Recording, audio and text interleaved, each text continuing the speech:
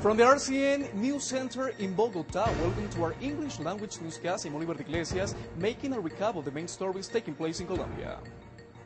Scientific proposal. A new project seeks to identify the daddies belonging to victims of violence through DNA medical examinations. Rainy season. Several floodings registered in the city of Pasto.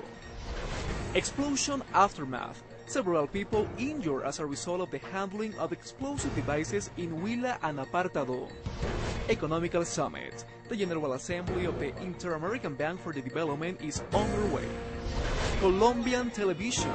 TV Novela Awards recognize the best productions, actors and actresses along the country.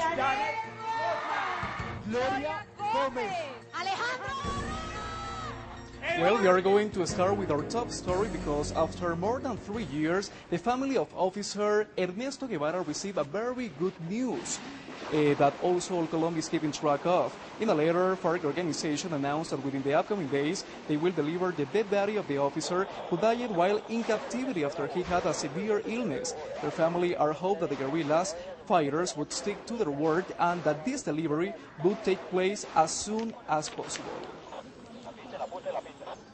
Well, and in other news, a new proposal is being presented to the national government for a project that would allow to identify the bodies found in caves through DNA medical examinations. That story with our own Natasha Sheikh.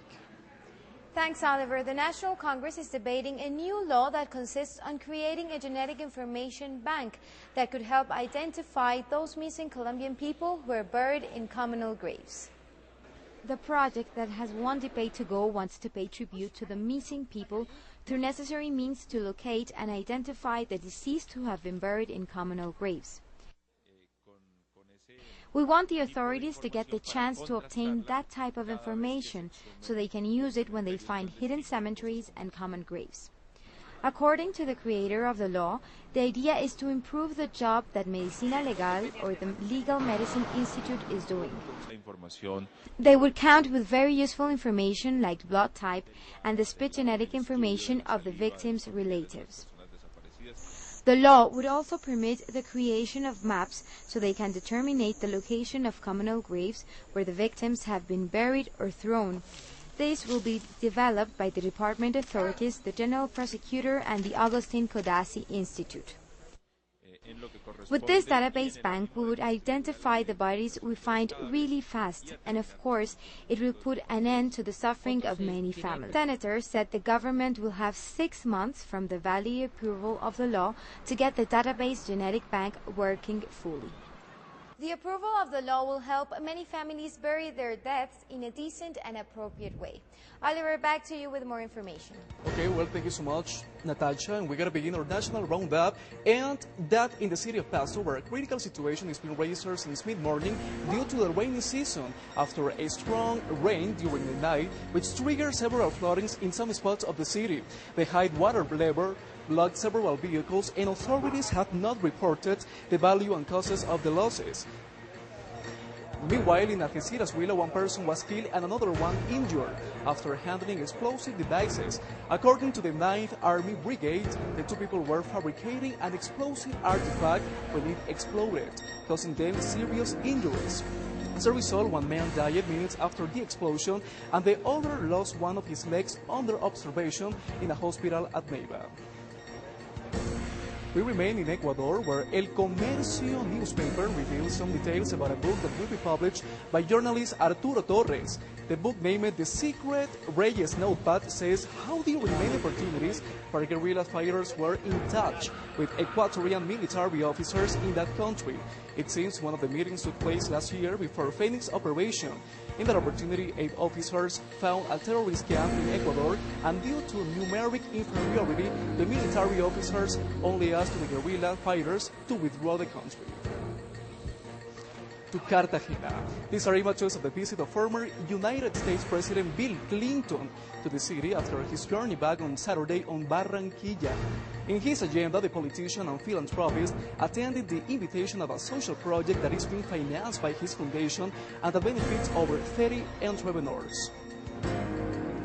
Now we move to Apartado, where in hospital remain out 2 out of the 8 people injured by an assault in a supermarket after an explosive device was activated with 2 kilos of gunpowder.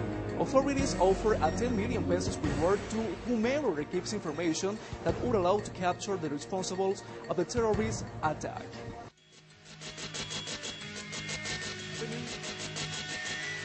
Well, now it's time to see what's happening in Medellin as part of the General Assembly of the Inter-American Bank for the Development. We gotta start saying that important entrepreneurs who gathers right now in the city of Medellin said there is a huge need to recapitalize the Inter-American Bank in order to avoid that the worldwide financial crisis would affect Latin American countries such as Colombia.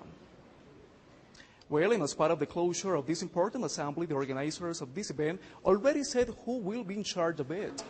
In this way, the typical rhythms from Brazil, such as samba and reggae, will hit up the city of Medellin through music of Carlinhos Brown, who is already here in Colombia as a special guest and who will perform to several of the presidents who gathers in this important and economical summit.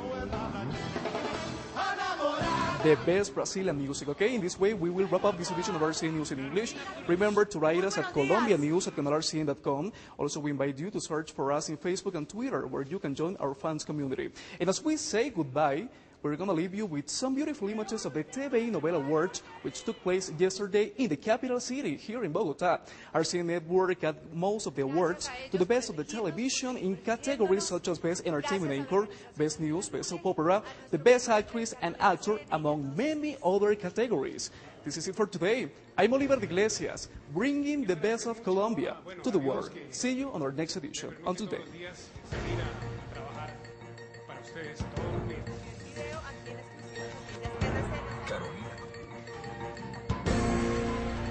Muchísimas gracias. Definitivamente el esfuerzo se ve esta noche aquí en compañía de todos ustedes, nuestro querido público.